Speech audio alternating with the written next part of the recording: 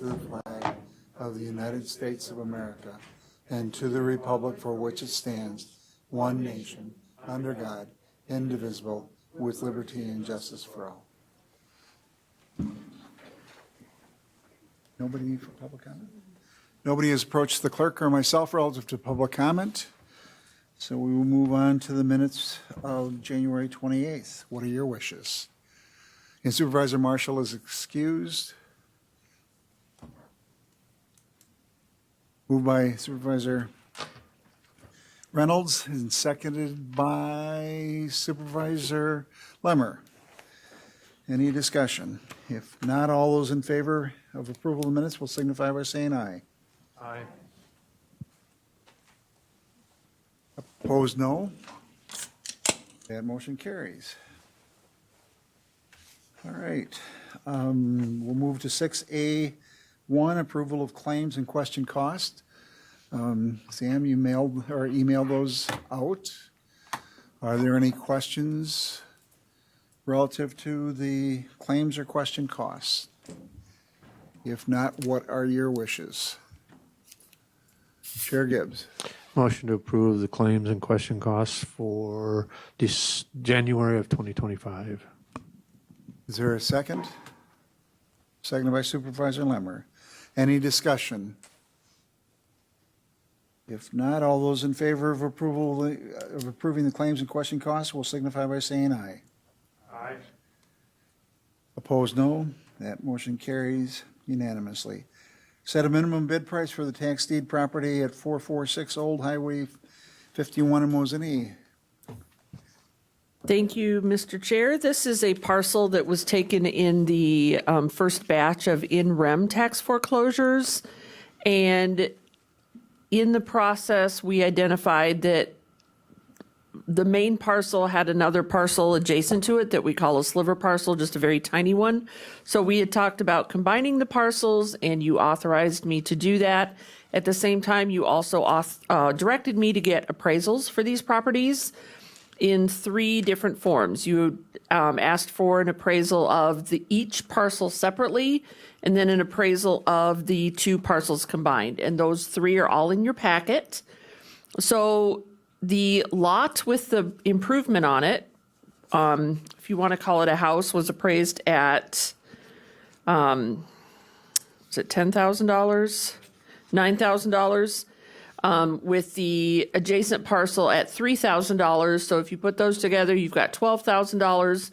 When Gordy did the appraisal of the 2 parcels together, it would be $10,000. And he explained to me that the reasoning is the value does go down just very slightly when you combine the parcels because you no longer have 2 separate potential parcels. The smaller parcel you couldn't do anything with it on its own, so it did need to be combined, but it does affect the value. The outstanding taxes that we have owed on those parcels, the larger parcel with the improvement on it, the outstanding taxes were $64,444.38. The small contributory parcel was $3,262.73. So a total tax liability of about $68,000. So of course, we're nowhere near what the tax liability is with either appraisal. He did say, and if you read through his notes in the appraisal, he did note that the improvement is really, the house is really not salvageable. It would need to totally be torn down, have the foundation removed for anyone to be able to build a house on that property. And he did note that affected his appraisal, and he took into consideration the costs of having to remove the house and the foundation. So I'm coming back today to ask, before we list this on Wisconsin Surplus, our standard is the assessed value as the starting price. Since we don't really have an assessed value and we went to get an appraisal, I'm asking that you please give me the sale price that you would like us to list on Wisconsin Surplus for these properties. Actually, this property, now that it's combined into one parcel. So are there any questions for the clerk? Any questions for the clerk? If not, what are your wishes? Based on the appraisals, I think it's probably in our interest to combine the parcels and have one parcel for sale. That's legally now, that's what it is. It's been combined into one parcel. We could not sell the two parcels because it's combined. Okay, that makes it easier. So what are your wishes? Chair Gibbs. Make a motion to set the to set the minimum acceptable sale price at $10,000 in accordance with the appraised value. Is there a second? Seconded by Supervisor Poole. Any discussion? If not, all those in favor of adoption of or setting the minimum price at $10,000 will signify by saying aye. Aye. Opposed, no. That motion carries unanimously. Update on pre-demolition inspections for Northern Home Mobile Park property, including but not limited to efforts to remediate human health hazards and to pursue tax deed process. So I think Deputy Administrator Holman is joining us remotely. Chris, if you want to. Yes, Mr. Chair. Okay, so thank you, Mr. Chair. In the packet, I included a memo to provide some updates to you in terms of the steps we've taken since we last met on this, and the committee had authorized us to move forward with the pre-demolition inspections. Those inspections have been completed, and we've identified all the areas where there is asbestos present, and we have also received a quote for the abatement of that asbestos, which we chose to carve out of the process to make the RFP that we put out for the demolition of the trailers and remediation of health hazards on the property a simpler proposal to respond to. The RFPs were received on Monday, and while we are in the midst of the review process, we do know that based on the interviews we'll conduct on Friday, that we have a funding amount to request, which is $224,919, and that would be a not to exceed amount based on those responses. So at this point, we continue to work with WPS, the City of Wausau, on the utility side. WPS was on site yesterday and de-energized the property, removing that safety hazard, and they'll be removing their property, mainly the individual meters, over the next few days. And I'm working with Corp Counsel on a couple other legal questions that are comparatively minor to the others, but still need to just be discussed because the county is not yet the owner of the property in this instance. So we're still focused on a human health hazard. That's effectively the update, but happy to answer any questions and if there were any parts of the memo that you wanted me to follow up on. Are there any questions for Deputy Administrator Holman? Supervisor Lemmer. Thank you, Mr. Chair. Mr. Holman, did you say the City of Wausau is involved? And I'm curious why, because I thought that was in Schofield. That's a good question, and you're correct. It is in Schofield, but the Schofield works with the City of Wausau on the permitting for some of these things, but also there are water lines going to this area that we worked with the City of Wausau in terms of figuring out what we would need to do to cap the lines at the main per code, similar to the questions we had for WPS about how to disconnect the trailers from the power on site. So it's been a joint effort in a way. But yeah, effectively it is located in the city of Schofield. So part of this process is a discussion of taking this through tax deed. The property is tax delinquent. We have not started the process of taking it. I would like to begin that process so that it is in our hands, so that once the work is done, we can then put it back on the market and recover our cost associated with both the back taxes and the significant amount of money that we've spent in both the initial study and in the addressing of the human health hazard on the property. So I would hope that any action that we have would direct the taking of the tax deed, because it would qualify. Mike, go ahead. Yes. Oh, thank you, Mr. Chair. Deputy Administrator Holman was probably going to say the same thing I'm about to, which is our treasurer did send the notice that's required to start the tax deed process that was sent back in November. So I believe we're looking at March being the time frame that we need to actually finalize that taking by tax deed. And so we're moving along in that process, and I would anticipate, unless the property is paid up in full, that would happen in March. Are there any questions? And again, this is a request that we had from the city of Schofield relative to try to address this issue, and we're working cooperatively with the city and moving along. And, Chair Gibbs. Just a question. So the cleanup costs we're looking at are initially about $225,000. And we've sent notice to the property owner of the tax delinquency that exists, and they have until March to cure. Does that include the cleanup costs that we're going to be expending, or is that then going to be a lien against the property? I guess I'm a little concerned that he could pay the back taxes, we expend the cleanup cost, and then we have a lien against the property for another process to try to get the property back. In short, at this point, if he were to pay the outstanding back taxes, that would bring him current, which would preclude us from taking the property by tax deed. That amount doesn't include the cost or proposed costs of cleanup, because those haven't been incurred yet, and we haven't, they haven't been added as special assessments on the property or anything like that that could be collected.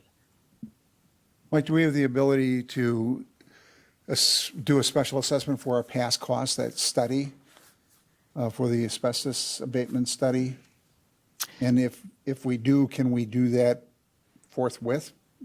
We, when I initially got the human health hazards order with the circuit court, I did ask and was authorized by that court to be allowed to add our costs incurred as a part of cleaning up the property as special assessments. I was not, when I requested that order, it wasn't completely clear to me whether that was an order that we could follow through on.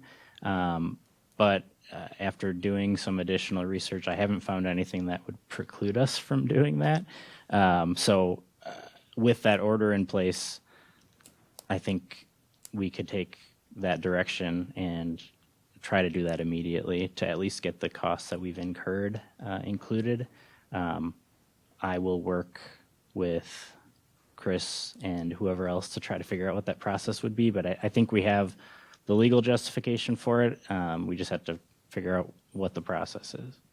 And then we could, just from a timing perspective, so if we authorize or recommend to the county board approval of the funding relative to the human health hazard abatement project at $225,000, the likelihood that those costs would be incurred before the taking of the tax deed is probably somewhat limited.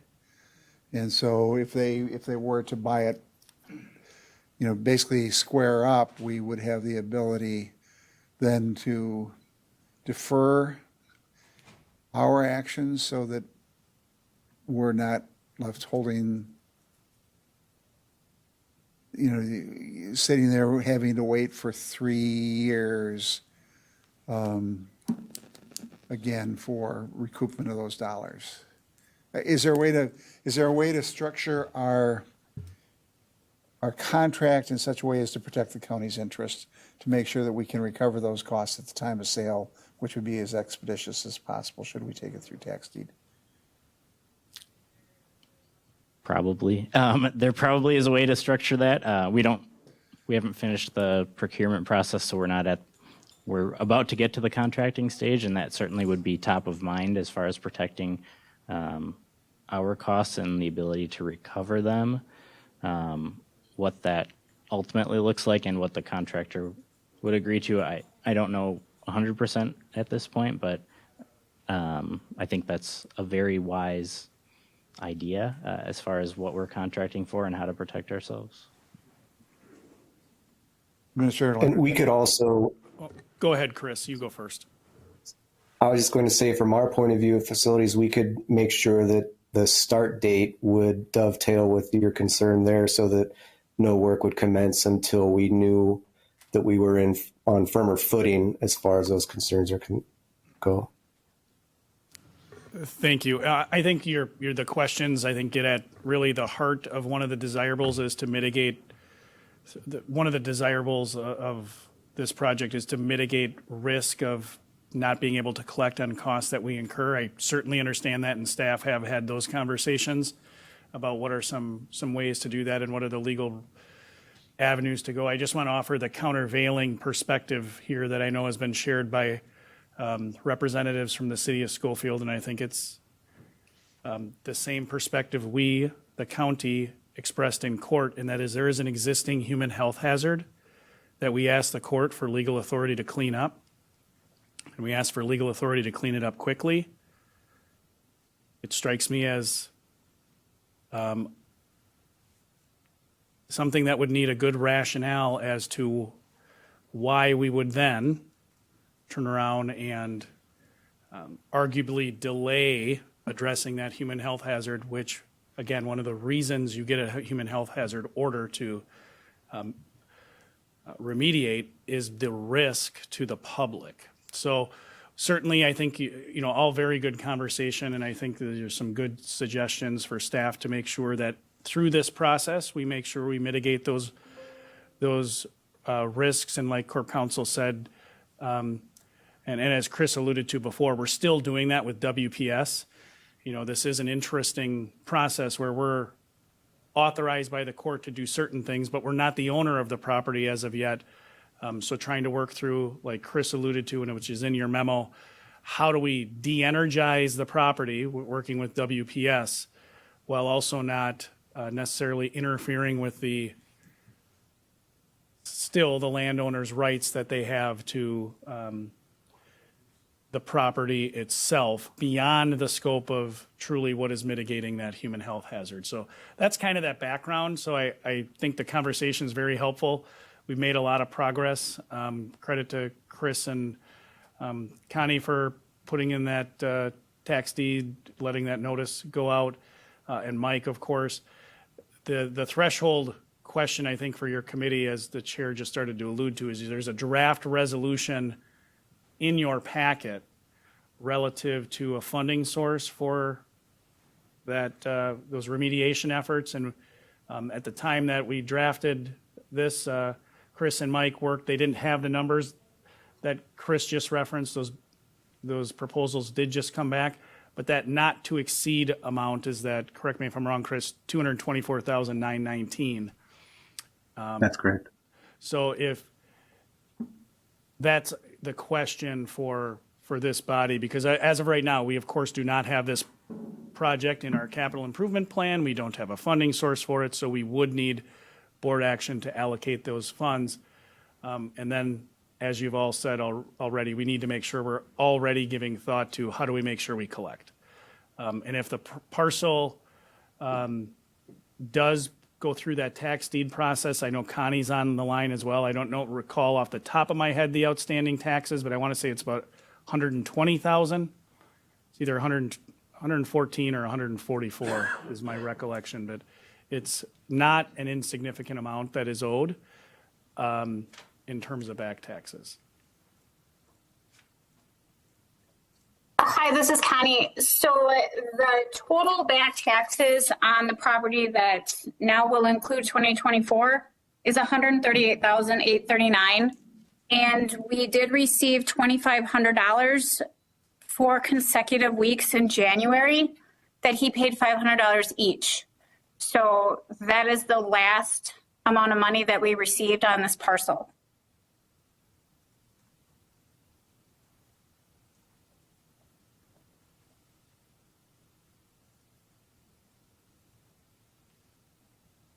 Okay, so does the $38,839 reflect that $2,500? Yes, his total right now, his total balance, including the 2024 taxes, is $138,839.84. Okay. Chair Gibbs. I guess two questions is, well, first off, the 124,919 not to exceed is, and looking at the resolution, it speaks about the 24,390 for asbestos abatement. Is that already included in the 224,919? Yes. Okay, and then the second question is, proceeding with the cleanup. Could I just, before we go to the second question, it is included in there or is it in addition to? The 224,919 number is all inclusive. So that includes the abatement. Okay, thank you. And the study.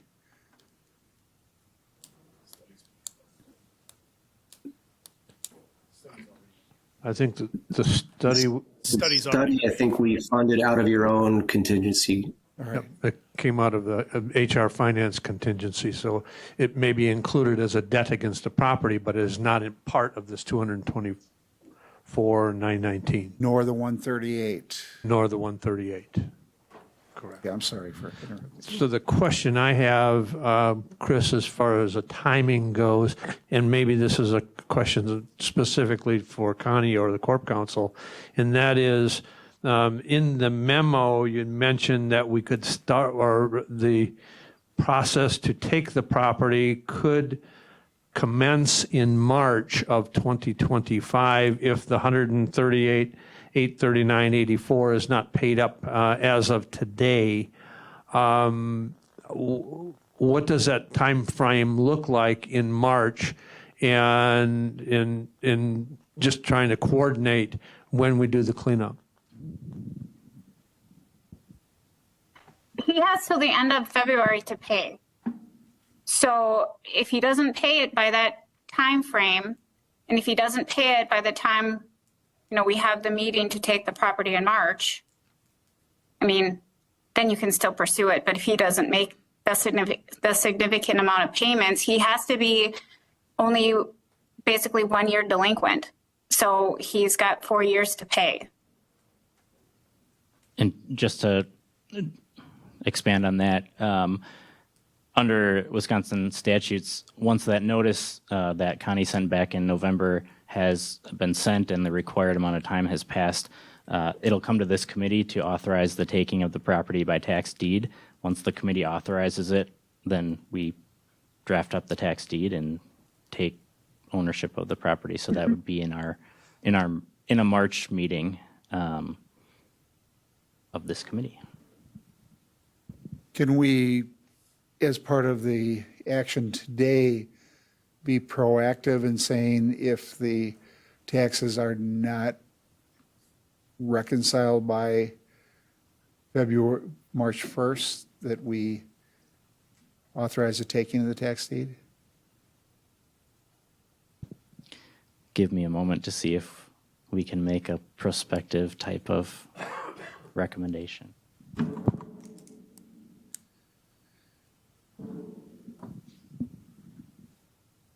Chair Gibbs. Well, if we couldn't, we could have a special meeting of the HR Finance Committee on March 1 for one, a virtual meeting to authorize taking of that property if we couldn't, to coordinate the exact thing that we're looking at trying to do, and that's guarantee the county's resources are leveraged correctly.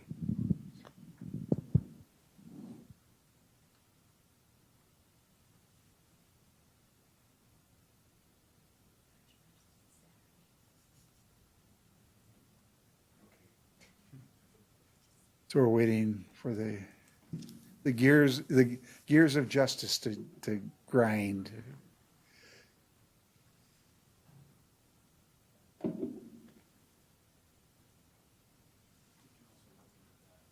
We could, yeah. And we don't want to put Mike on the spot, but, because we can do more legal research, but you are going to have another meeting before March 1st anyway. So, I thought we just canceled that. oh, we did just cancel that, didn't we? At your I request. apologize. Never mind. Everyone else agreed not to have the meeting. It wasn't me. Good catch. I don't see anything in statute, and I'm specifically looking at 7514 if anyone is playing at home. I don't see anything in statute that would preclude this committee from making that authorization contingent on the back taxes not being paid timely. So I think if that was part of the motion, it wouldn't require a separate meeting. Do you believe that it's agendized correctly? Let me look at the agenda.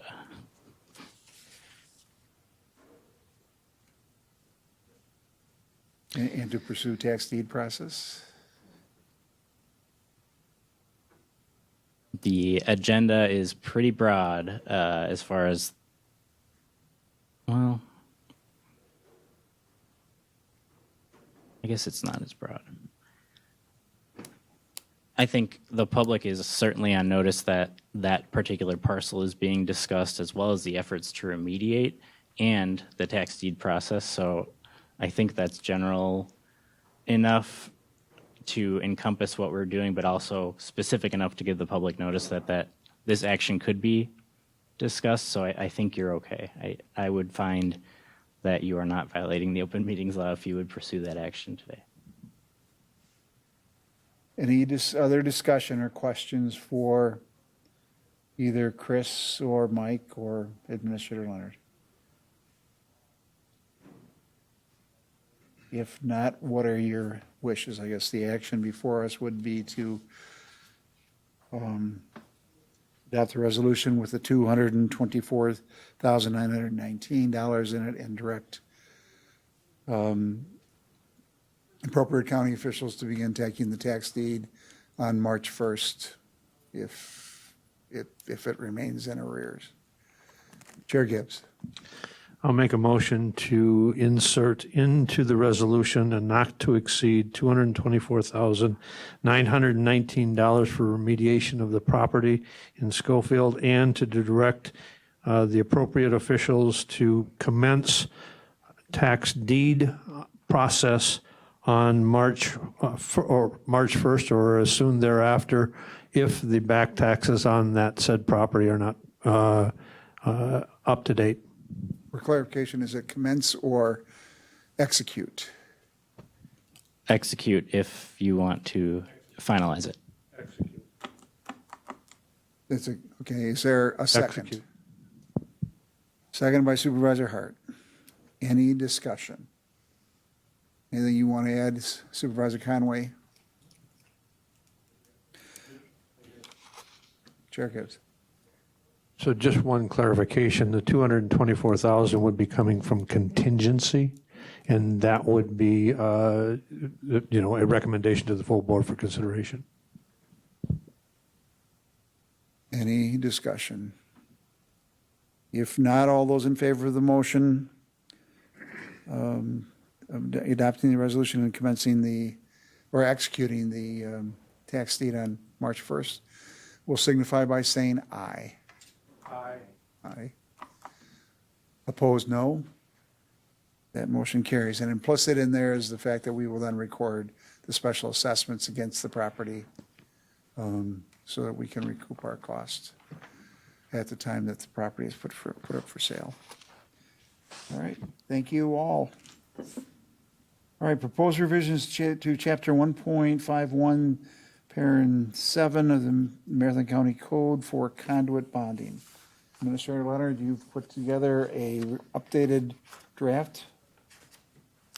Yes, it is in your packet. You essentially have it twice. The second iteration is on, begins on page 55 of your packet, and it is redlined or I should say the text is highlighted in red to show the insertions from the previous draft. I do know there are a couple Scrivener's issues we still need to clean up. Things like in section B, the word "the" is capitalized in front, the first line, "the Human Resources Finance and Property Committee," so I'd make that modification.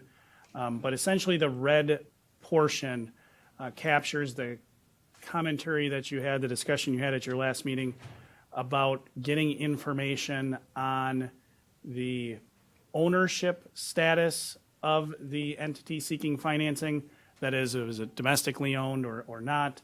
And that can be domestically, meaning state-owned, outside the state, or of course, foreign-owned, as well as the tax status, that is for-profit, nonprofit, et cetera. Again, of the entity seeking financing, as well as whether the development would occur, and I use the language that you utilize in your discussion, which is consistent with the TIF, tax increment financing language of if but for the provision of financing under this section. Speaking with Chair Robinson, I think it certainly would be a little bit easier to read without having the TIF legislation there, or at least reference to just say would occur without.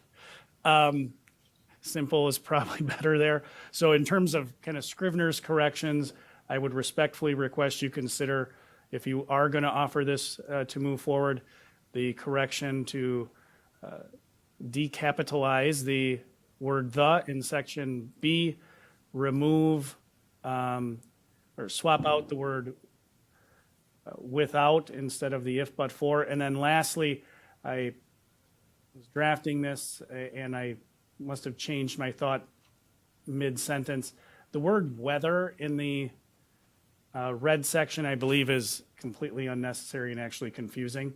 That it should just read that you expressly consider the ownership status and tax status, and I won't read the rest, but the word "whether" could also come out. But with those three Scrivener's changes, I believe I've captured the discussion you've had, and happy to answer any questions on or make additional changes if I was not able to adequately capture the discussion.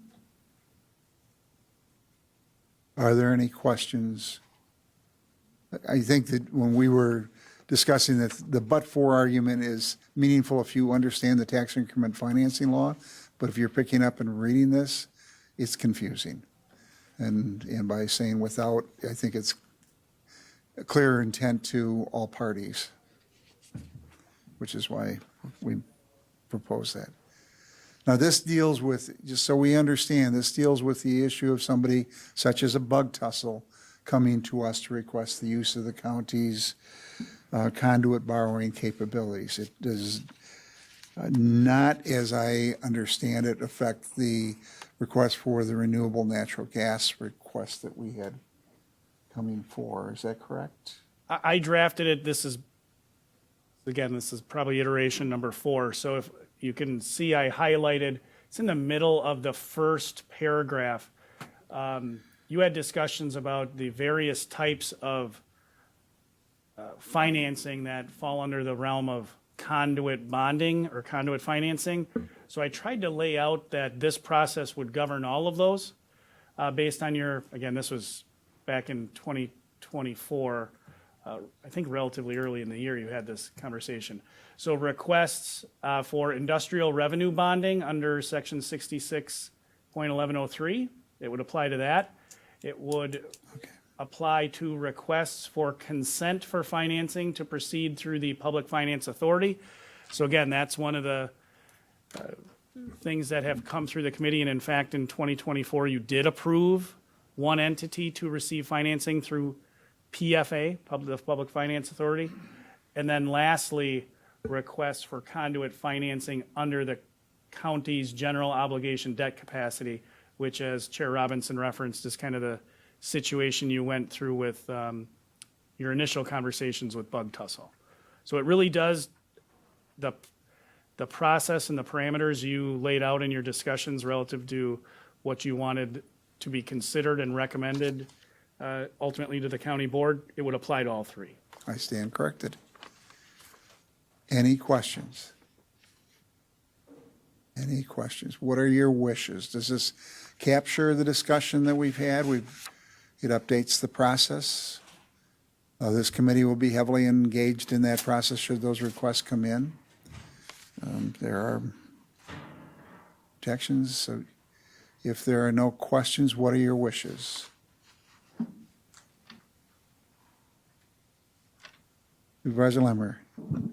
I would move that we accept the proposed revisions in the packet with the edits that the administrator mentioned. I don't remember all of them. I hope this record is enough for that. Is it appropriate to say adopt it to our county ordinances? You would be recommending adoption to the full board. Okay, recommend. That's a motion to accept the three, to recommend to the full board the draft as amended with the three Scribner notes. It is discussed earlier. Is there a second? Seconded by Supervisor Poole. Any discussion? If not, all those in favor of recommending the ordinance to the county board will signify by saying aye. Aye. Opposed? That motion carries unanimously. Thank you for your work on this. It's one of our non-priority items checked off our to-do list. All right, recommendation from the Joint City of Wausau and Marathon County Task Force on Homelessness for services, including consideration of potential funding sources. I would look to anybody to. Sure, and Supervisor Conway is here. He can certainly chime in and because he does serve on the task force. But just procedurally, the task force made a recommendation to the county to match or exceed the recent commitment made by the city of Wausau to address the need for 365 shelter. That was one of the many recommendations that, or one of the several, I should say, that the task force has made over its term. This was discussed. It was forwarded to the Health and Human Services Committee for discussion. That was discussed yesterday, so you can watch that recording. But essentially what that request was from the task force, again, to match or exceed the commitment from the city. The city, at the end of last year, made a commitment of $400,000 over 2 years, over 25 and 26, to address in part the need for 365 shelter. So that was, again, considered. It was forwarded to Health and Human Services. They discussed that yesterday. Forwarded that, essentially that similar recommendation for consideration to the full board with a request that this committee identify a funding source to move that forward for consideration again at the full board. I don't want to speak for the task force in terms of what their rationale was or the Health and Human Services Committee, but that's procedurally what has happened. And I don't know, Supervisor Conway, if you wanted to expound upon the many acts of the task force and what they're doing. Expound. Yeah, so really two reasons for it. One is just to show cooperation between the city and county. The La Crosse model is what we're recommending, which is how their Pathways project that they're doing. And La Crosse, the city, and La Crosse, the county, are doing joint ventures, and it seems to be working well. The part two of that is that the data that we've uncovered, and not surprisingly, a lot of the unhoused population have AODA issues, mental health issues, and veteran services issues, which are all fall under the purview of the county. So it makes sense for us to bear some of that burden. I guess those are the two really big aspects. My understanding is the reason that it's before us at this time is the fact that Catholic Charities is doing the work through the end of April, at that which time they are no longer involved in the project, and there's a desire to go out for a request for proposals for continuing that service 365 days out of a year, and it's for approximately 40, well, serving a population of about 50. I think they have the capacity at Neighbors Place at 30, or Community Partners Campus for 30 beds at 40 in the winter, as I recall the conversation. I believe it's 38, and they can flex, add in an additional 10, but Matt Barnes, Chief Barnes of the Wausau Police Department in the meeting yesterday referenced a kind of a range of need relative to shelter, emergency shelter, 365 shelter of between 40 to 60, I think is the range he referenced. And you are correct, Mr. Chair, the thing that made this be a priority, again, not trying to speak for the task force, but it became an issue that the task force took up because Catholic Charities is intending to cease operations of that shelter service at the end of April of this year, based on the fact that that's essentially when the funding that has been provided by the city of Wausau is ending. That's correct. And they've been having some managerial issues of late too. So there are different organizations that are interested in taking that over. So providing the funding, I think, is the necessary first step.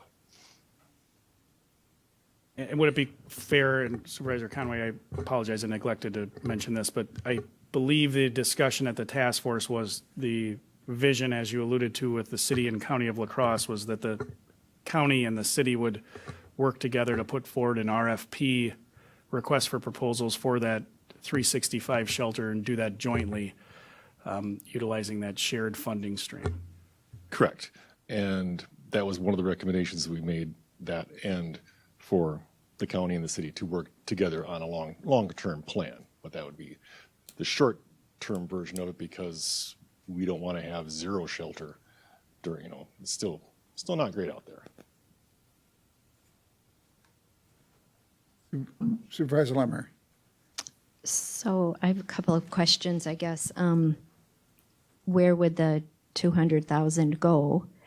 And I would hope that there are some strings with it, because I would like to know that there are some systems in place so that we aren't going to repeat what happened with Catholic Charities. I feel like they've not met the objectives of the 365 24/7. We certainly don't have a day center. In fact, I think they gave back money to the city of Wausau because they couldn't do that. They were supposed to have a sustainability plan, and they haven't done that, which is why we're, in this situation. And then,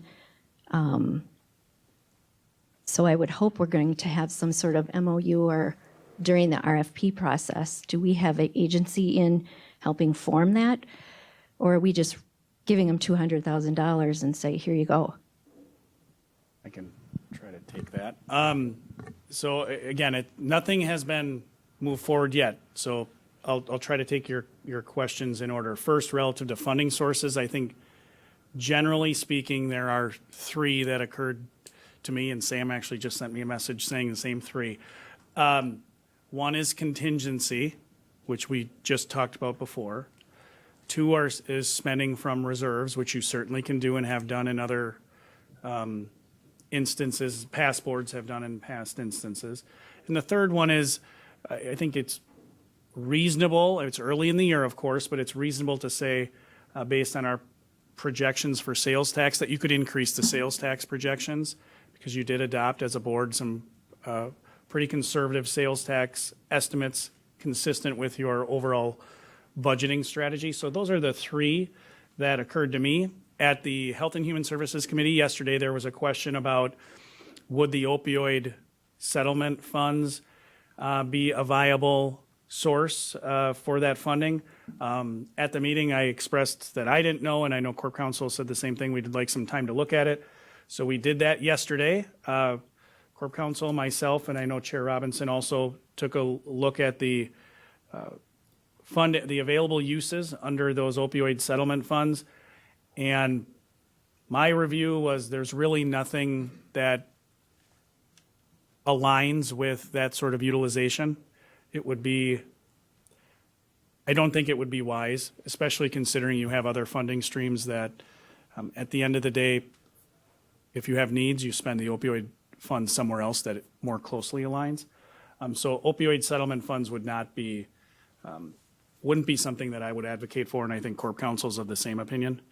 He's nodding. Then with your second part about how does that process work, the homelessness task force, the joint task force they directed that county administration work with city staff and specifically Chief Barnes. So after that direction, relative to the short-term plan as well as the long-term plan for the city and county to work together, we did have a fairly long meeting, and this was a small part of it. I think you're absolutely correct, and this was raised at Health and Human Services yesterday. There needs to be, and Chief Barnes initially brought it up, there need to be clear performance expectations, which is something that I think he acknowledged in the meeting that, hey, that was something that didn't exist in the initial contract that the city had with Catholic Charities. So in my mind, staff would work, myself at this point, would work with other subject matter experts on the county side, but also with the city to structure that RFP. I would also go back to, my sense is Health and Human Services, to make sure that I get some initial guidance, just like you did with respect to the mobile home property. What are some things you want to make sure we consider in drafting that RFP so that we can try to nail down what those performance expectations look like, and then release that and go through our standard process of scoring those proposals. It's certainly not, I would agree with Supervisor Conway's characterization. My sense is there are other organizations in the community that perhaps would be interested in responding to that RFP. I don't know that they would, but you'd put out that RFP with some scoring criteria, just like we do in all RFPs we put out. And we'd also include those performance expectations and then work the way through the process. Supervisor Lemmer. So we currently have a program or two, maybe three, I'm not sure how many apply. Is there a possibility of taking, say, our diversion program and scaling it so that, it can be done kind of in-house? Maybe that's just me thinking off the top of my head, but I just feel like there are other municipalities, not even just in Marathon County, that in conversations I've had that are bringing people here. I would wonder if we could tap into them as a funding source, because it seems to me, Antigo, for instance, must get money in from the state or somewhere to have their own homeless shelter. They choose not to. Or they have a community that could. They have a big enough community that could have one. They don't. So total hearsay, but from very good sources, they're bringing people here. Have we set up MOUs to say, you need a warm handoff. There has to be some decorum. You can't just traffic humans like this and drop them off in the deep dark of the night and then make it Wausau's problem because we have these resources. It just seems to me we have the treatment arm here at Marathon County. We've got social services. We have NCHC. We have the Department of Health. We have lots of treatment arms. I would fear that we're going to give $200,000 and then not hire staff to do the caseworker that the opioid settlement gap analysis said we need. We have gaps, and that's a staffing gap. I'm concerned that we're going to throw money at an emergency source instead of the rest of the continuum because we want to build transitional housing. We want to have a community permanent supportive housing. We want to get people moved into independence and thriving. And emergency shelter doesn't really do that. So I understand we have a short term and a long term. And the short term is probably, we need to get the emergency shelter. We need to build the capacity. But we also are going to need to spend a lot of money on the long term. And I just don't want to lose sight of that. And have we gone to other communities to say, stop it? Can we build an ordinance to say it's not welcome here for you just to drop people off in the middle of the night? You need to have a warm handoff. And you need to pony up and pay some money to help us run this emergency shelter for your people too.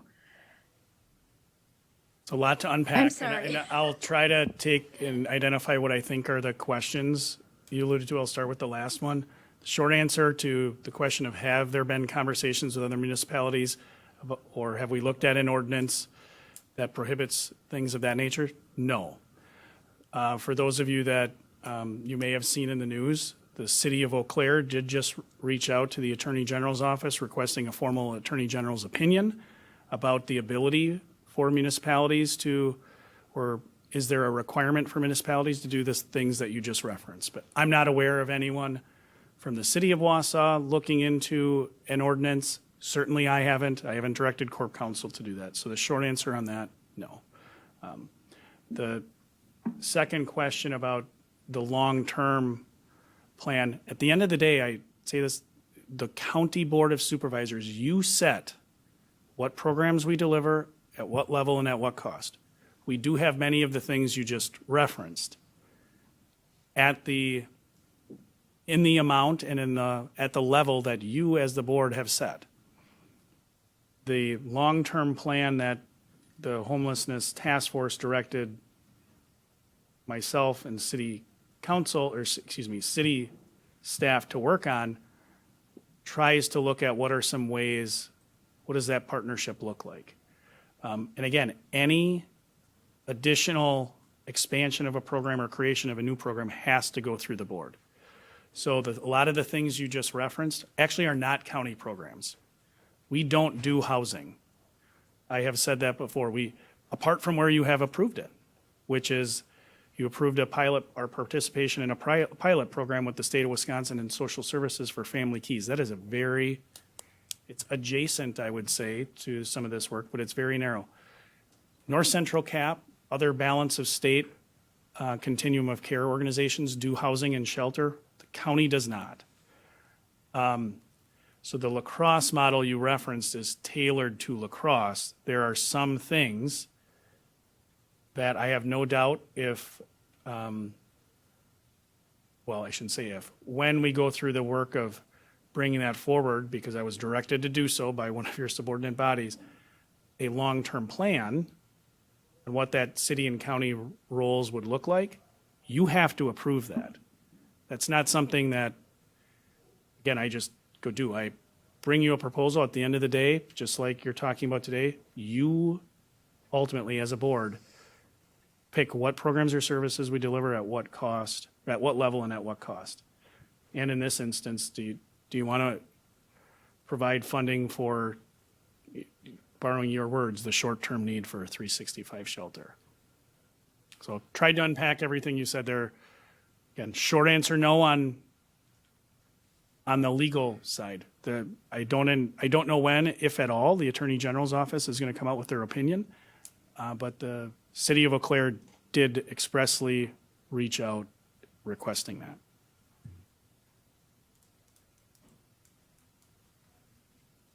Chair Gibbs. I'm just a little bit concerned that we haven't truly defined what the expectations of the 200,000, other than having access to emergency shelter for $200,000 a year, is going to be.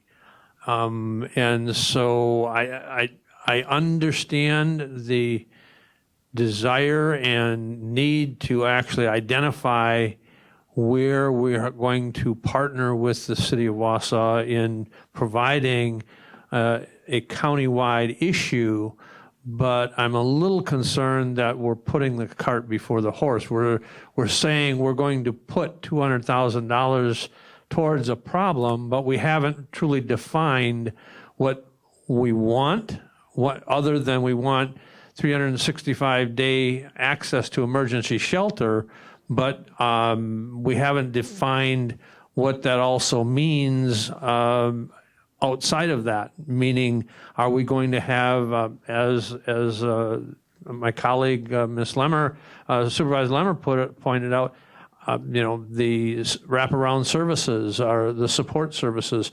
I'm just a little bit concerned when we start making allocations without having the definitions in what the requirements are going to be in the RFP and what we want in that RFP.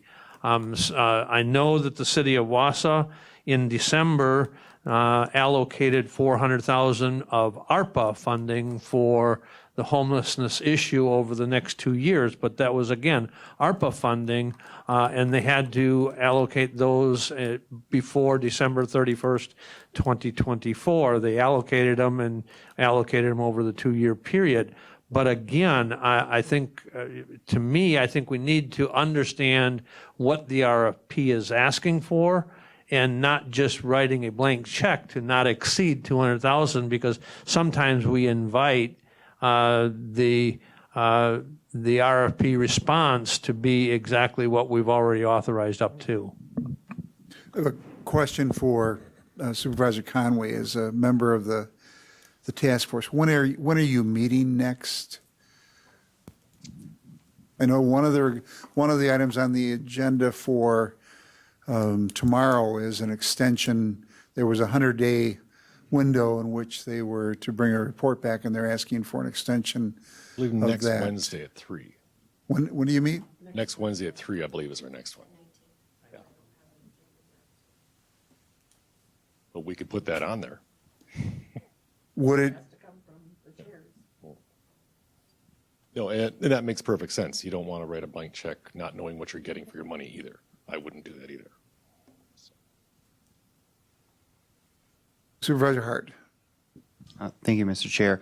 And I think in this discussion too, this exact same scenario came up before the city council, and I think I had to clerk that meeting because they had to have an emergency meeting before the end of the year in order to allocate those funds. And there were a lot of alders that had that exact same concern. The difference, as Chair Gibbs mentioned, was that they had to spend it throughout the end of the year. I think one of the things we could do here is part of their discussion, their police chief will be coming to the council and their respective committees in order to come up with a plan of how to spend that. I think we could wait to maybe see what the chief decides. It's not just him, it's a team that's coming up with this, but we could wait to see what they come up with and then act at that point too, because, they had to, we don't have to, because we have no requirement to spend this now. But that's, I think, definitely an option as well. I think let me just throw out a proposal. County administrator's wishes aside, if the task force is meeting next Wednesday, could we ask them to specifically address the issue of the outcomes before we make a recommendation relative to funding, and then have a meeting of this committee on Thursday before the county board to look at the funding level? My concern about waiting beyond that is March may be late to get an RFP out to be in effect at the end of the Catholic Charities services, and that would create a gap. But that would, at least if we could agree to defer it for the purposes of letting the task force and other parties try to clarify what that request for proposal outcomes would be and provide that to us next Thursday, would that be an acceptable approach?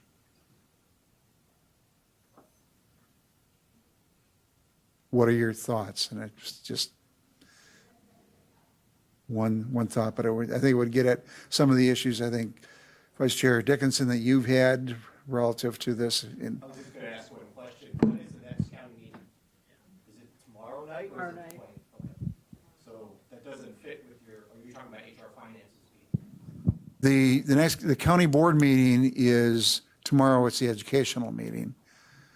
The following Thursday is the county board voting meeting. So we would normally meet on the 18th, which is election day. So those meetings have been moved from Tuesday to Thursday. That would give us time to address some of those issues and concerns before taking it to the county board. Chair Gibbs. I was just going to say next Thursday also happens to be NCAC exec committee meeting. That's so Administrator Leonard, if you're looking at an afternoon meeting, it's going to be myself and Administrator Leonard would be tied up probably till 5:30. I suspect that's going to be a long meeting.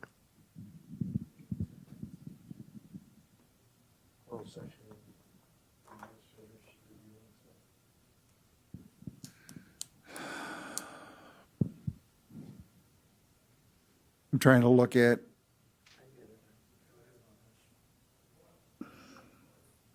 other thoughts on approach. Supervisor Limmer. Is there a way to structure it so that it's a reimbursable allocation instead of, and so that way it gives us time to make sure objectives are met, and there's reporting requirements that would then give some transparency to it? 100%. I mean, those are some of the things that Chief Barnes referenced in our meeting with me, the idea that, and I believe that's how he's been getting invoices from Catholic Charities relative to their costs, but to enhance transparency, have it handled as a reimbursable, or at least they have to report their costs. Certainly good ideas.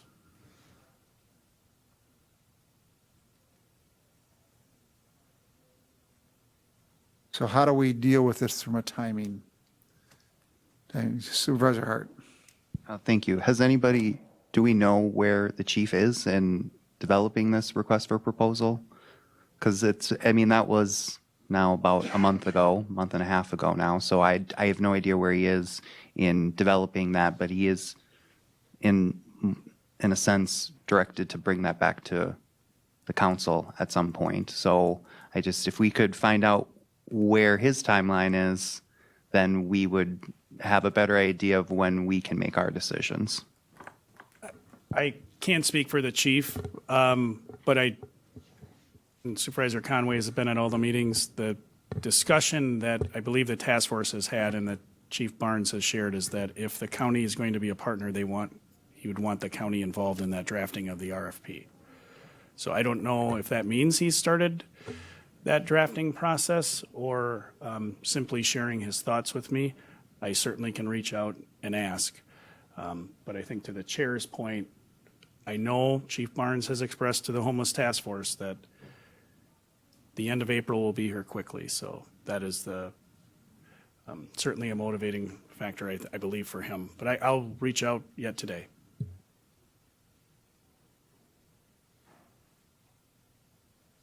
Let me ask you, the question is if we were to have our next meeting be at 5 o'clock on Thursday, that would give us approximately 45 minutes.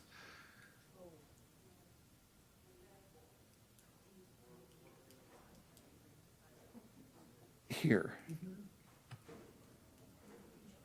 We can move them to.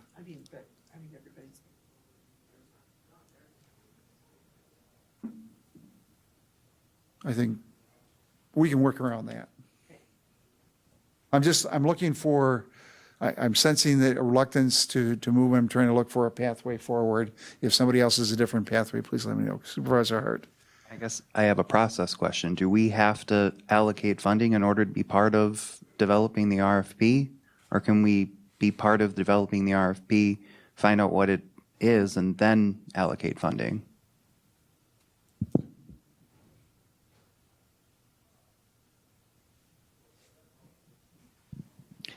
I can try to answer that question. I don't think anything would prevent the receipt of input from the county on developing the RFP.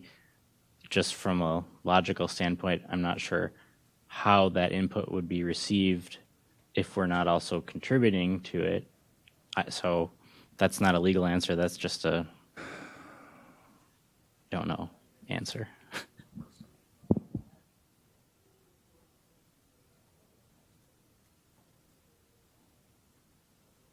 Chair Gibbs. I think the only question that in I think you can wait. I think that the challenge that presents, one is if the board chooses, because it does require a 2/3 majority vote, if the county board chooses not to participate after we've let the RFP out, and the expectation was that the county is going to be a half funding partner, I think the challenge becomes credibility on the county's behalf. But I totally get the understanding, because I think I'm the ones that are raising the concern about setting up something that's just going to create an RFP that's going to immediately acquire the total funding authorized.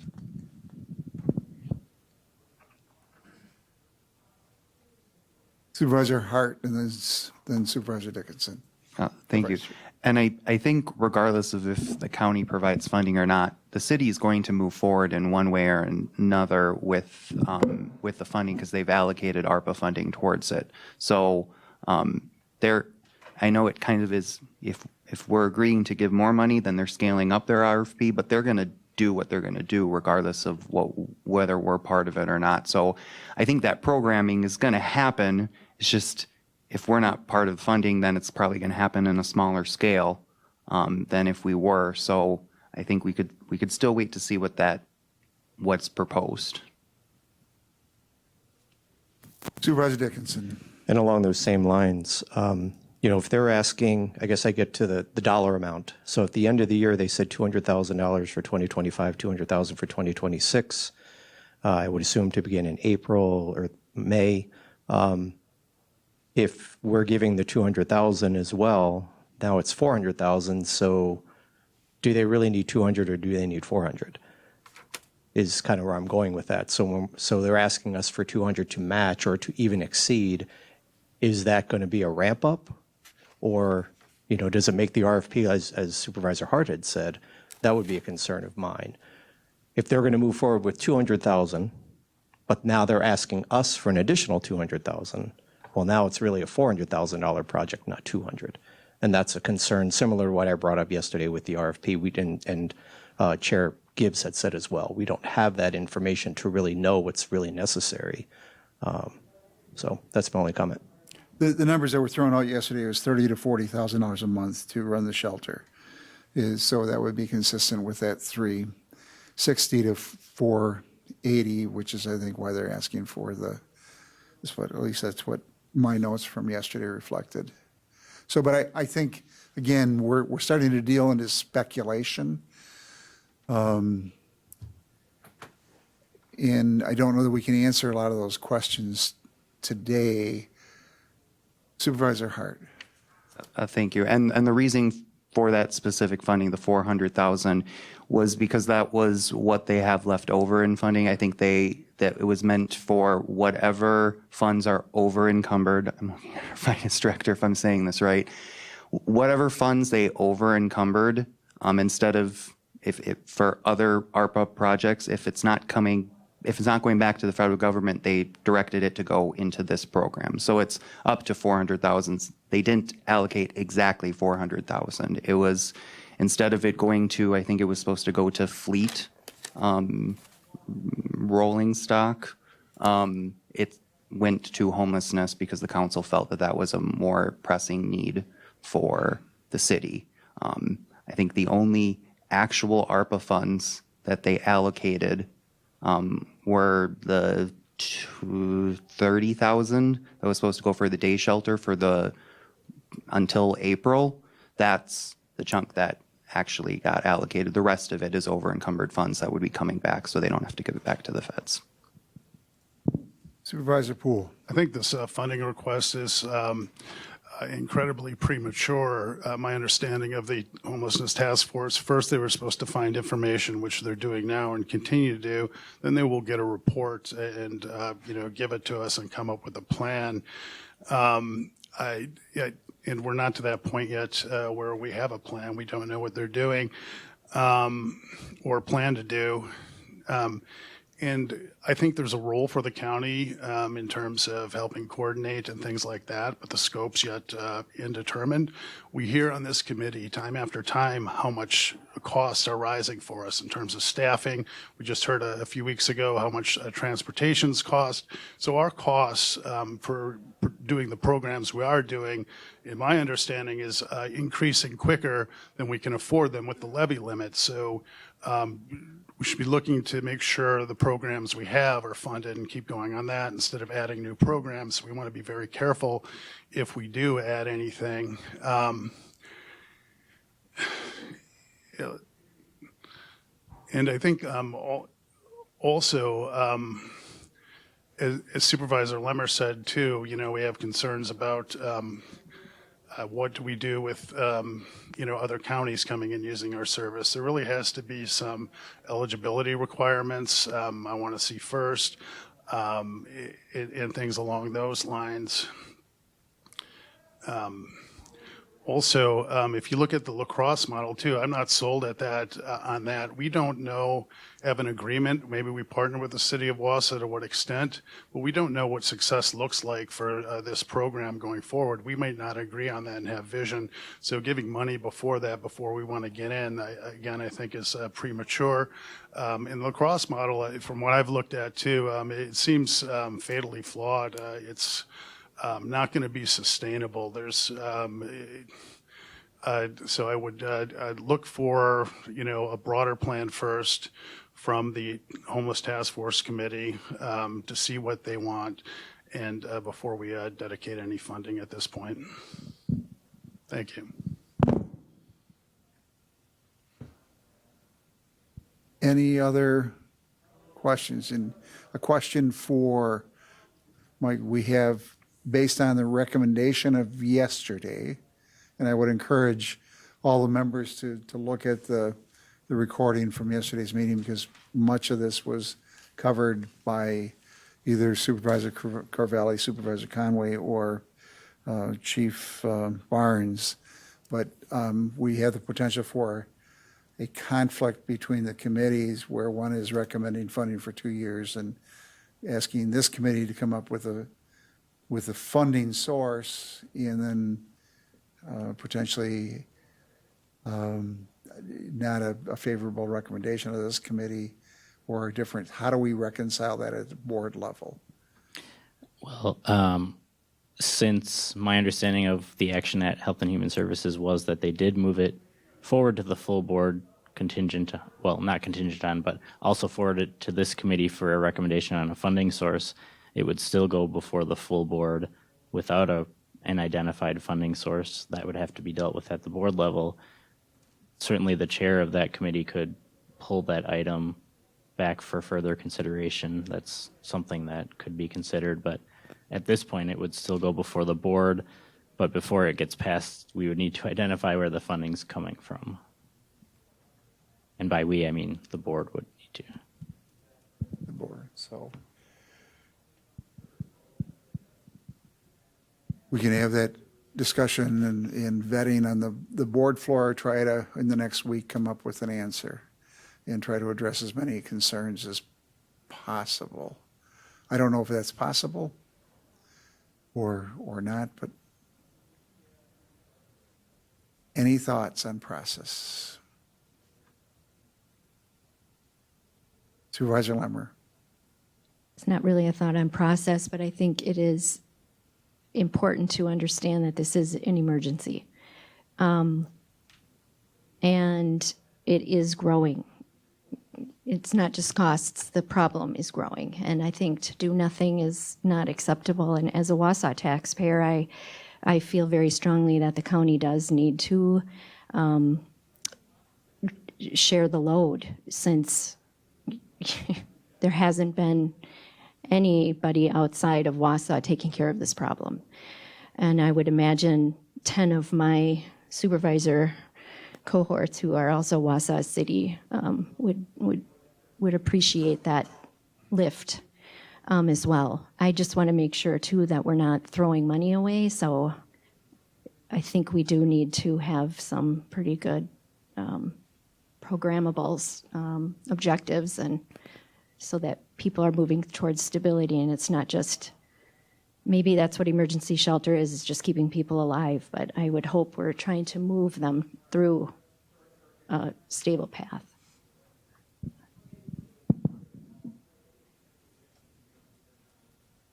So what are your wishes? One option is to defer action for a week to see if we can come up. Another one would be to make a recommendation relative to funding being contingent upon certain parameters being met or milestones. Is that correct, Mike? Say that again? Funding contingent upon conditions being met. But again, we don't know what those conditions are. That would be it. Right. Or not to act, and then it goes to the county board without a funding source, and they would be struggling with that.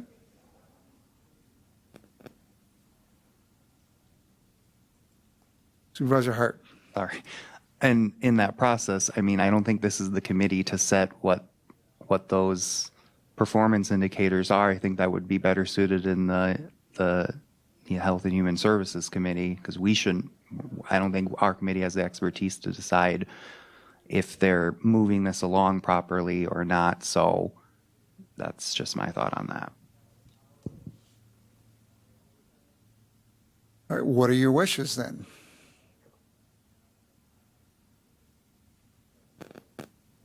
Supervisor Lammer.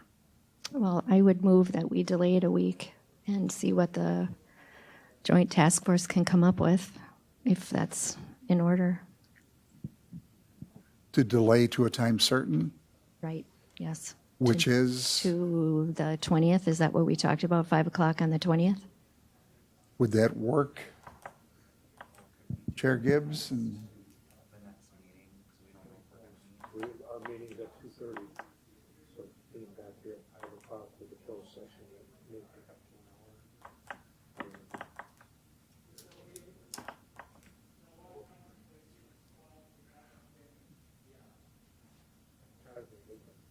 so was your motion to postpone to the 20th?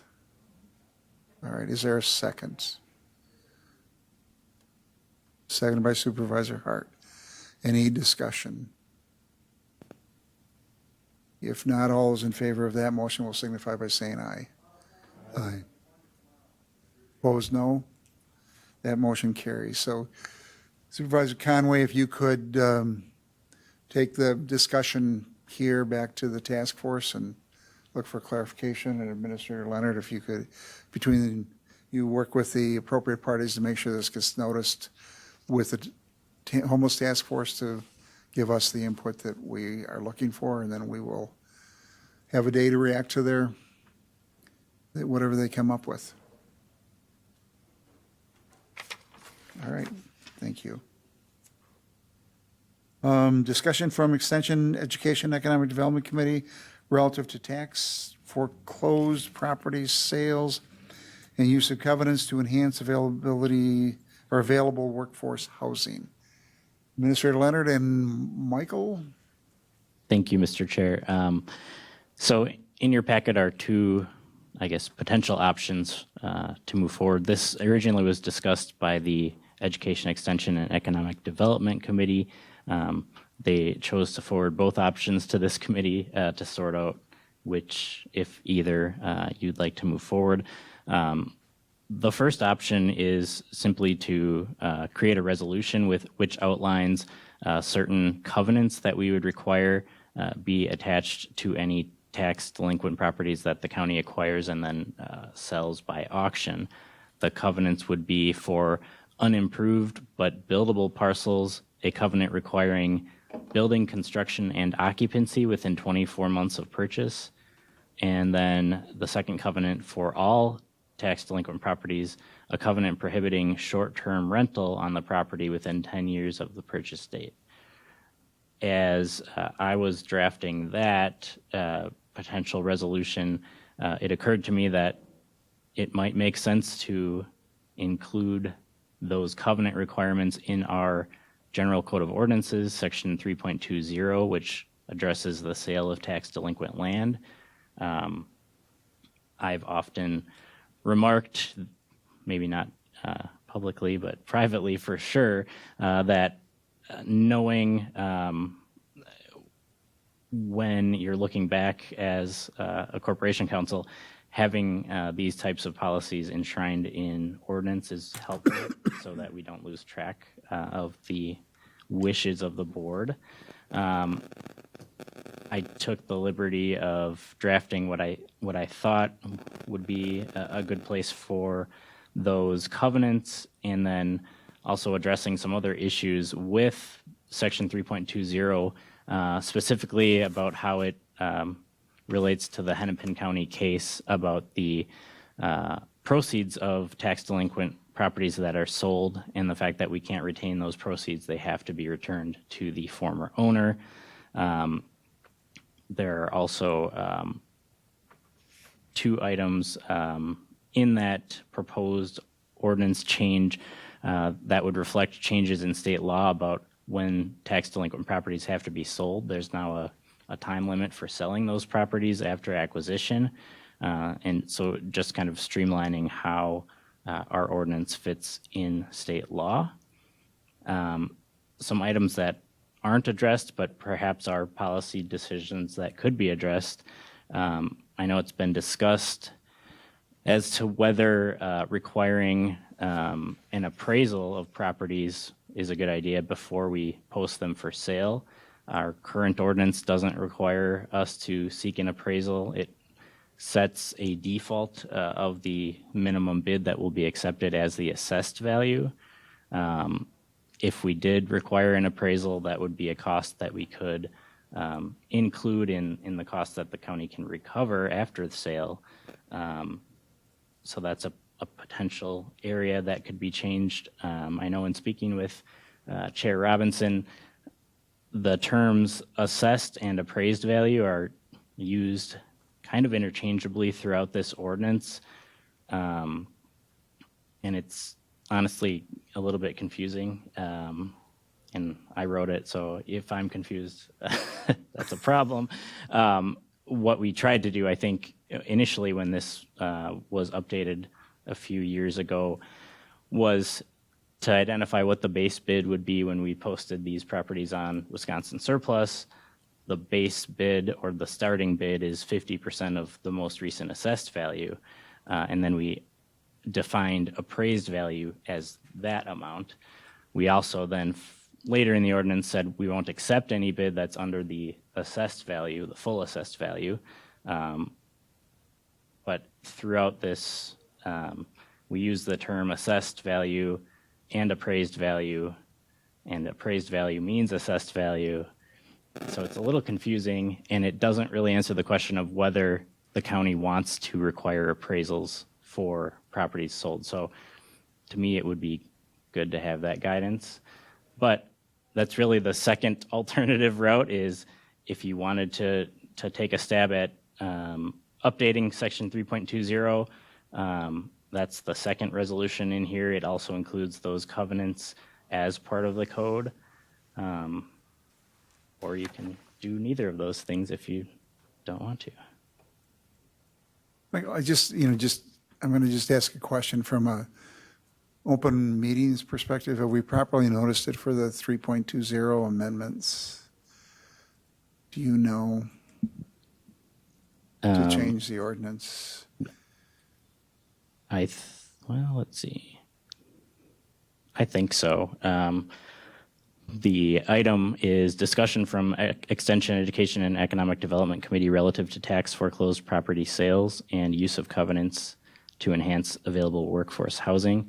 The tax foreclosed property sales is what this ordinance deals with. Okay. The ordinance is sale of tax delinquent properties. So I think you're on point in discussing. Chair Gibbs. And Mike, you alluded to this a little bit, but in light of the Hennepin case, I'm still concerned that putting covenants on properties may have, or we don't know what kind of impact that may have on the fair market value. And therefore, we don't know what the implications are as far as the county's obligation to, in light of the Hennepin case, pay back the property owner any excess equity that was in the property based on the disposition. Have we had the discussion with our appraiser as to does these kind of covenants that are placed on these properties have impact on the value of those properties? And I think that's pertinent that we get that information up front if they see that kind of restrictions having impact. If it's residential housing already, or if it's individual housing currently and we're taking it in tax deed, maybe not nearly as much as putting a requirement on a undeveloped parcel that needs to be developed into a house might have a significant impact on valuation. So I don't know that we know the answer to that. I think we need to know the answer to that before we move this forward, because it is potentially going to have impact on value, potentially has, we don't know what the impact is on the valuation that could create liability by the county to the prior property owner. Is the question of do the covenants, in essence, result in a takings on the part of the county? And has any other, I know Bayfield County and other counties have looked at this. How have the attorneys opined relative to the issues of takings? Great conversation. This is exactly the conversation, very similar to the conversation at Extension Education Economic Development. And I think it goes back to Mike's, where he's kind of ended his comments. The requirement of an appraisal is probably a good thing. I think your question, the way to get at your question is have the appraisal done without the covenant. I mean, they're not going to, don't ask them, hey, does the covenant negatively impair the cost? But do the appraisal, a fair market appraisal, understand what the fair market value via that trained certified appraiser is, put the covenant on, put it out for through our auction process, which is also enshrined in our ordinance. And then if there is that liability, we know. I think your point is very well taken that I think the answer is going to be it depends on the property. I think there's a world in which you can say perhaps such a covenant would negatively impair or have an impact on the appraised value. And then there's a lot of situations where it's not. I mean, I think the threshold question, this is logically in my mind that if the lot is buildable, as is one of the requirements for this the covenant that Extension Education Economic Development recommended, if it's a buildable lot, it's well suited for housing, the highest and best use of the property is housing, your covenants probably don't have, most logically aren't going to have an impact on the valuation, because all you're saying is use it for what you what would really be the highest and best use. The question of whether the short-term rental restriction has some impact, again, I think too early to tell. As Chair Robinson referenced, Bayfield County moved in this direction based on the fact that the board identified short-term housing as a top, or excuse me, housing as a top priority. Extension Education had the Economic Development had the same conversation and moved it forward. I like the idea, like Mike said or alluded to, and my recommendation would be add the fact that we get an appraisal on all of our property. Putting it in ordinance helps us as staff because it's been my experience sometimes, why do we do it that way? It's not in the ordinance, and people think there's a policy or resolution somewhere that no one can find. When it's in the ordinance, it's there until you repeal it. So that's a roundabout way of saying, I think you get at, the way to protect ourselves or to mitigate risk is to say, we get the appraisal before. The question is always, is with the board. Is this a priority? And if so, this is a lever that other counties have, at least Bayfield has pulled. If you don't want to pull the lever, don't. Staff aren't going to lose sleep either way. It's ultimately your determination. The other factor that comes in to the whole issue of appraisal and surplus sale of property is how much do we have invested in it. There are, as we talked about earlier with relative to the property in Mosinee, we've got $68,000 into it. We appraised it at $10,000.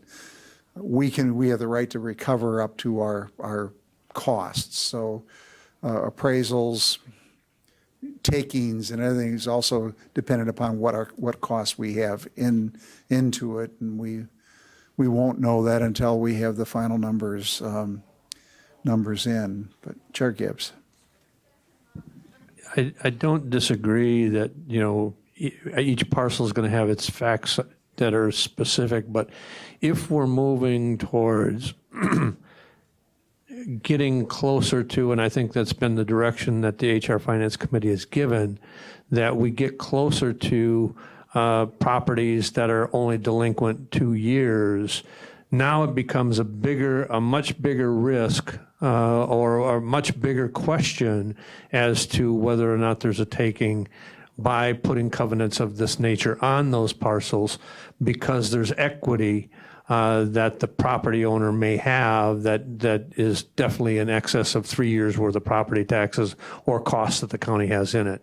So that's my concern, is not necessarily with the parcel that we just identified at a $10,000 value with a $68,000 cost in it, but I think the question becomes long-term, and we have to look future, because if we're going to make this a requirement, we need to understand what the potential consequences are to the taxpayers.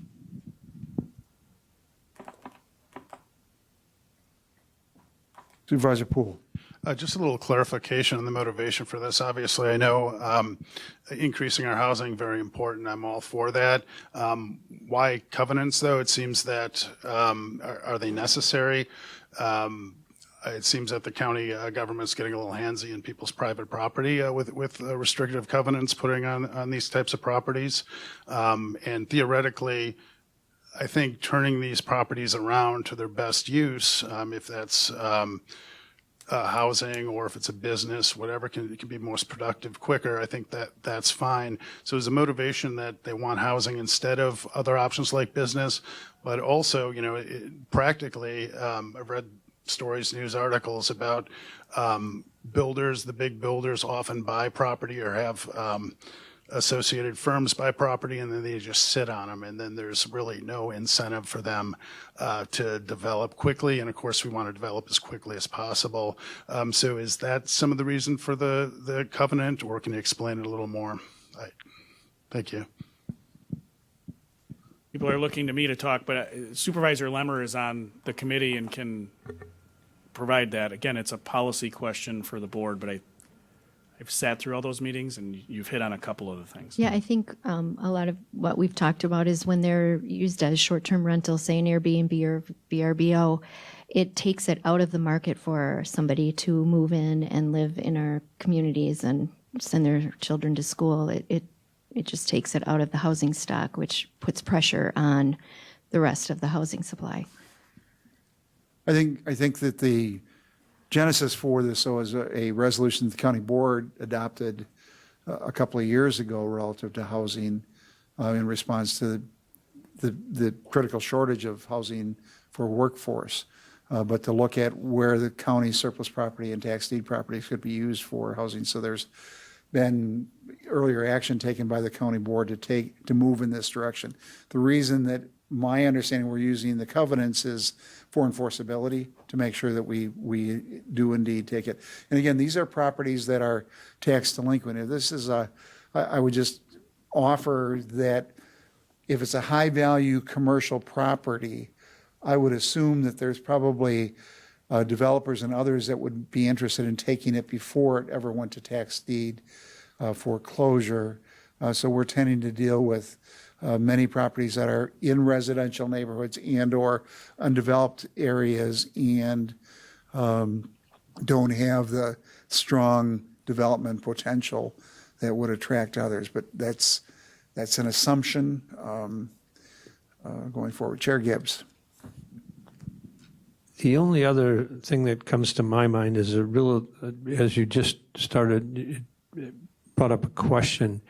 If we have ag land that happens to be a 40-acre parcel that's delinquent that the county takes, are we now going to be requiring with the covenant that we're now proposing that that be a developed house be built on that parcel when it's sold? So I think we need to really think this through before we start. And I think the impetus was great in the fact that when we looked at Ashland and Bayfield, and when you have a area that is so dependent on tourism that there was conversion of homes, their housing stock was converted to Airbnb because of the dollars and cents there. I don't know that we have that same pressure here in Marathon County, but I think we need to really think through, because if we're saying all parcels that we take by tax deed, and if that happens to be a ag parcel or a forested parcel, are we now then going to be requiring that to be a home built on it when we sell it? So I don't know that we've thought this all the way through. Other questions or comments or motions? Supervisor Lemmer. I was thinking when we were discussing this that this was residential properties, not ag and not forestry, but it's not in there. And so now if we do need to amend that, does that go back to EED, or can we mess around with this? You could amend it here, or you could send it back to EED. So yes is the answer.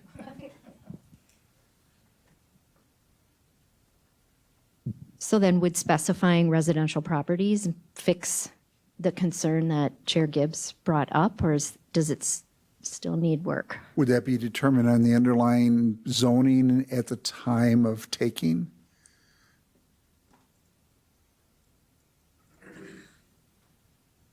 Supervisor Poole. It's EED's proposal, so I think they should be the ones to clean it up and, maybe give some further consideration to some of these things.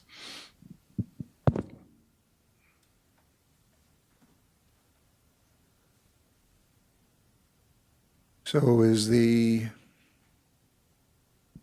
I think in this case, EED referred this to this committee without moving it on to the full board.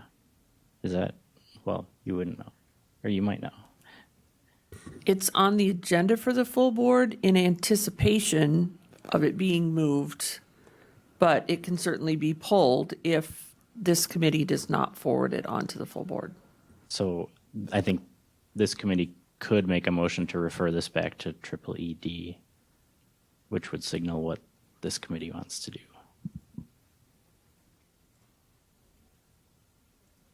Supervisor Lemmer. Well, so again, my question is, would just adding the zoning piece of it being residential properties fulfill your concern, Chair Gibbs, or does it need more sprucing up? Chair Gibbs. I don't know that you can put just residential property, because you've got towns that are unzoned. You've got parcels in towns that are county zoned, that a parcel may be eligible for a residence on it. That's ag land. So I think we need to really think that through. I don't believe that we've clarified. We're just saying that any property that we take by tax deed that's buildable, well, I think that's really problematic. So I guess I would move that it be forwarded back to EEDC to take up the issues that we have discussed. One, the potential taking of future properties that are closer to only 3 years, and the potential valuation difference, and then also undeveloped parcels. Is there a second? Seconded by Supervisor Hart. Any discussion? If not, all those in favor will signify by saying aye. Aye. Opposed, no. That motion carries. I would, maybe as part of that, while that process is taking place, if we can look at the ordinance too and clarify some of those. And I did have a comment relative to the ordinance to make sure that we deal with, I think we want to make sure that specials assessments are covered in there, delinquent taxes, interest and penalty. We had that discussion earlier, but to make sure that when we're looking at it, that we're covering all of the county's costs, particularly in light of the discussion we had earlier relative to the mobile home park. So I think we can look at things and bring those in. And I don't know if the process would be to get the resolution done first and the ordinance second, or do them concurrently, but we can certainly see where we are going forward. So we'll go back, and I'll try to also attend that meeting, Supervisor Lemmer, to articulate what the concerns were of this committee. Thank you. That brings us up to educational items, the ARPA report. Sam.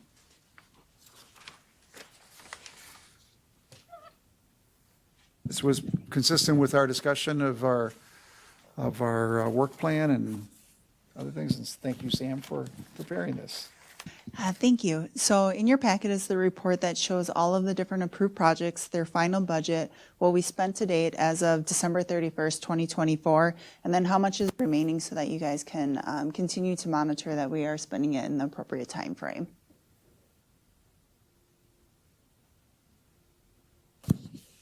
All right, so we'd just like to make sure that we don't unintentionally not spend dollars.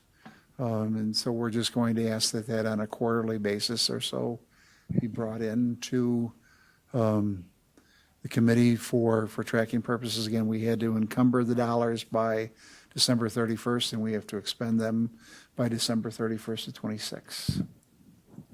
And Sam is all over this, so we appreciate it. Chair Gibbs. Just a question. I know some of the projects obviously are closed out and the reallocation has taken place. But there's a lot of 2024 CIP projects, Sam. Are some of those closed out and the majority of them not closed out yet at this point, I'm assuming? The ones that still have the remaining budget are still in progress, depending on where they started it in 24, and sometimes the supply and demand chains can also dictate. All right.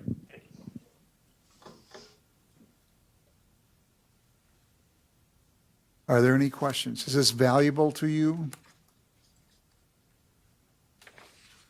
I'm seeing nods for a yes. All right. Thank you. Chair Dickinson, or Vice Chair Dickinson. Oh, thank you. The only question I have is there any additional funding for these projects that came out of any other funding source, or is this, so if you look at the items that are listed on the left, I guess some of those are kind of continually funded, utilities per se, but are there ones that were created kind of specifically funded and completed through the ARPA money, if that makes sense?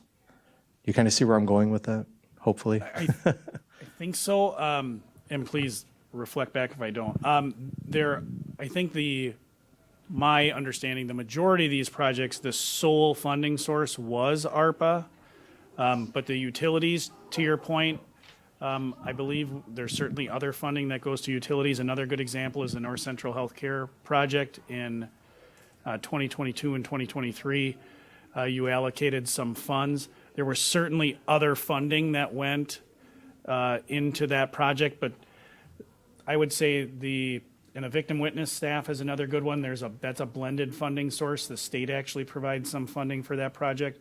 But the Dancy radio tower, I believe, was, and a lot of these projects were fundamentally funded through ARPA. If that's something of value, we can go back and look.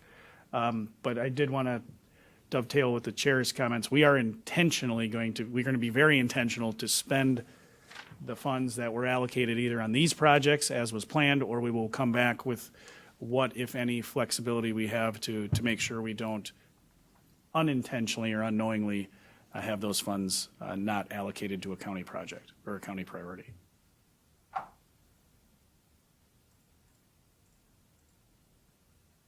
All right.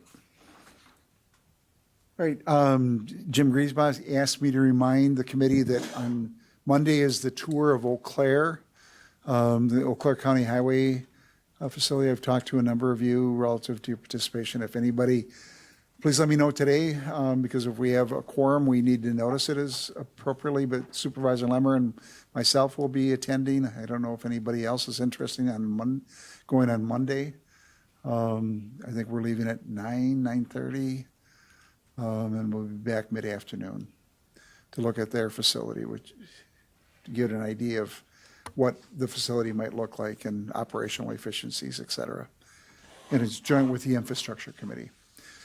And then our next formal meeting of the committee will then be at 5 o'clock next Thursday, before the county board meeting, and it will be dedicated to the one issue relating to the homeless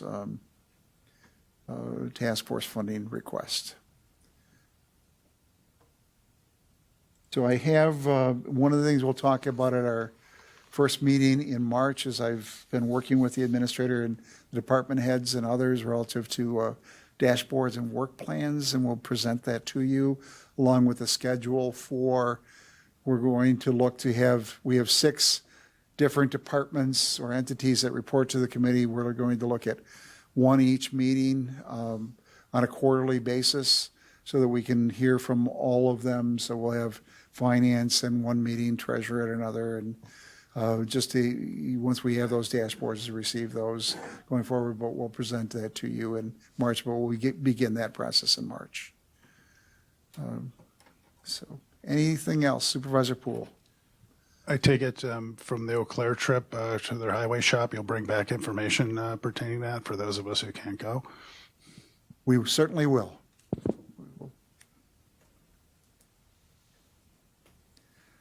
All right.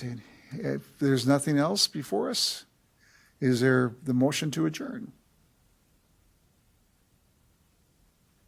Supervisor Lemmer moved. Supervisor Reynolds seconded. All those in favor will signify by saying aye. Aye. Opposed, no. That motion carries. Thank you.